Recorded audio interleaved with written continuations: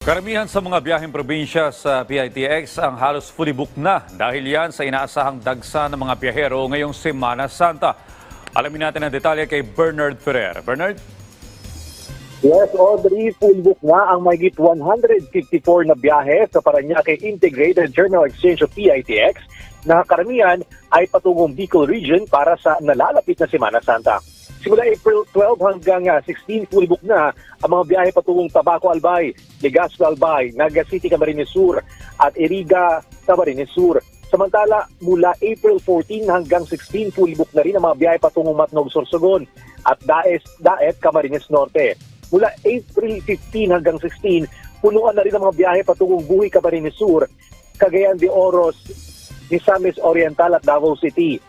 Simula April 16, puno na rin ang mga biyahe patungong Tuguegarao City, Cagayan, Balatan, Camarines Sur, Piodoran Albay at Olongapo City.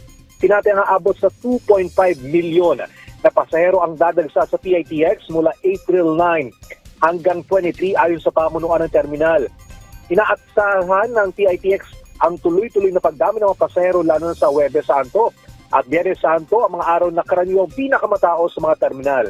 Bilang bahagi ng pagtutulungan ng iba't ibang ahensyang LTFRB ay magdadagdag ng mga pampublikong bus at magbabantay sa availability ng transportasyon upang matugunan ang mataas na demand. Magpapatupad naman ng NMDA ng traffic management sa paligid ng PITX upang maiwasan ang pagsisikip at masiguro ang maayos na daloy ng mga pasahero. Magsasagawa naman ng LTO ng random inspection ng mga bus at driver screening upang tiyakin ang kaligtasan sa kalsada. Habang DOTR ang sisiguro naman sa koordinasyon ng lahat ng ahensya. Maglalagay naman ng PNP ng mga tauhan upang bantayan ang seguridad at kapakanan ng mga pasahero sa loob ng terminal. Balik si Audrey. Maraming salamat, Bernard Ferrer.